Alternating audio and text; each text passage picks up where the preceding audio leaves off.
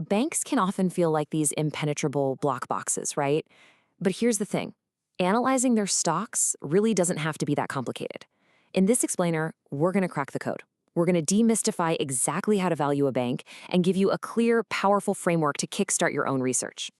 So here's the big question we're all trying to answer. In a whole sea of financial institutions, how do you spot the truly great ones?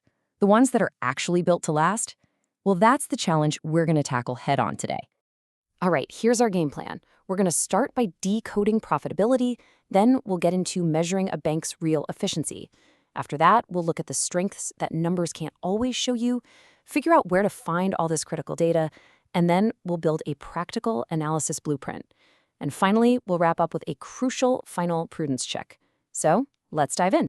Okay, first things first, we have to understand a bank's core business, how they actually make money. And the single most important metric for that is something called the net interest margin, or as you'll often see it, NIM. So what is NIM? In the simplest terms, it's the profit a bank squeezes out from its main job, taking our money in as deposits and lending it out as loans. It's the most fundamental measure of a bank's profitability. Let's really break down how this works. And this slide breaks it down perfectly. Imagine a bank takes your 100 rupee deposit and agrees to pay you 5% interest on it. Then they turn around and lend that same 100 rupees to someone else, but they charge them 12% interest. That difference, that 7 rupees, is what we call the spread. But, and this is the key part, a bank can't lend out every single rupee it takes in. It has to keep some in reserve.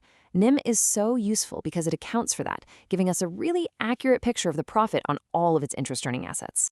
Okay, so what's a good number to look for? Well, a really top-tier bank, like HDFC, consistently maintains a net interest margin of around 4%.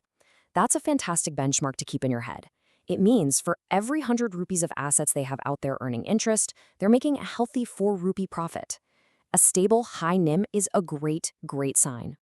All right, next up, let's talk about efficiency. See, it's not just about the profit margin. It's also about how effectively a bank uses its entire base of assets to generate that profit. And for that, we turn to another crucial metric, return on assets, or ROA. But first, a really quick and important clarification that trips up a ton of people.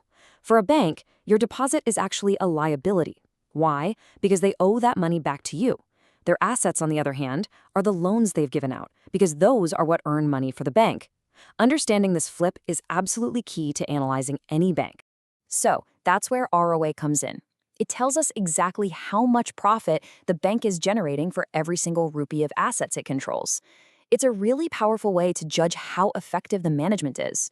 Are they making smart, profitable loans? ROA gives us a pretty clear answer. And this chart lays it out crystal clear for you. An ROA below 1%, that's a huge red flag. The absolute bare minimum you want to see is 1%. But the truly excellent, incredibly well-run banks, they're going to have an ROA of over 2%.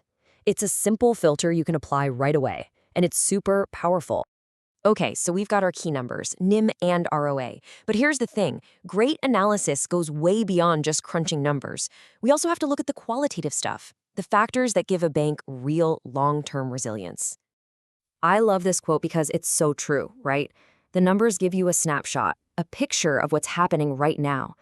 But they don't always tell you why it's happening, or if that great performance is even sustainable. For that, you gotta dig a little deeper. So, what are these hidden strengths? Well, two of the most important ones are right here. First, a diversified loan book. You don't want a bank with all its eggs in one basket, lending only to one specific industry. A healthy mix is crucial for managing risk. And second, you want to see a granular deposit base. It's so much safer for a bank to have thousands and thousands of small depositors rather than just a handful of huge ones. Because if one of those big guys pulls their money out, it can cause some serious problems. Okay, I know what you're thinking. This is all great information, but where on earth do you actually find it? How do you check a bank's loan diversification or see what its deposit base looks like? Let's uncover the source. Well, the answer is usually hiding in plain sight. Honestly, the single best resource you can find is the bank's own investor presentation. They typically publish one every single quarter, and it is an absolute goldmine of exactly the kind of data we're talking about. For instance, when you open one up, you'll find amazing charts like this one. It shows that this bank earns a whopping 27% of its income from things that aren't interest. We're talking credit card fees, wealth management, stuff like that. This is another fantastic sign of a robust, diversified business. It tells you they aren't totally dependent on the lending cycle just to make a buck. All right, it's time to put all of this together. We've talked about profitability, efficiency, and those qualitative factors. Now let's build a practical blueprint that you can use to compare any bank against its competitors. And here it is. This is your 8-point analysis blueprint. Let's run through it real quick. First, the PB or price-to-book ratio helps you figure out if a stock is cheap or expensive compared to its peers. Next, the CASA ratio. That's your current and savings accounts. Higher is better because it's cheap money for the bank. Then there's ROE, or return on equity. You want that high. ROA and NIM we've covered. You're looking for strong, stable numbers. Then we have NPAs, non-performing assets. These are bad loans, so you want this number to be as low as possible. Capital adequacy shows the bank's financial muscle. You need it well above the minimum requirement. And finally, advances growth. Is the bank consistently growing its loans? Using this checklist to compare banks side by side gives you an incredibly powerful, data-driven overview. So what's the end game here? It's pretty simple, really. You use this whole framework to find banks that are strong across the board. High ROA, low bad loans, great NIM, but for whatever reason are trading at a lower price-to-book ratio than other high-quality banks. That's where you might just find an opportunity. But hold on.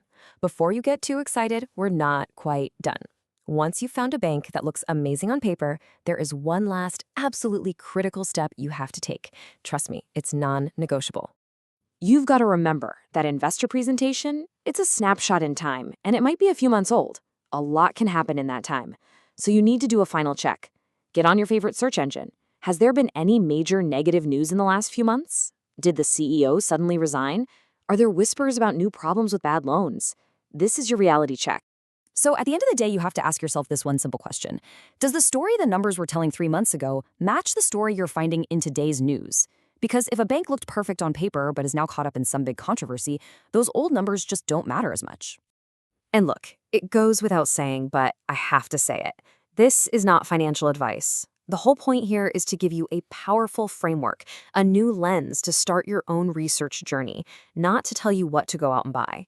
So there you have it. You now have a clear, structured way to understand what really makes a bank tick. You know the key metrics, you know the hidden strengths to look for, and you know the critical checks to perform. The tools are all yours. The research begins now.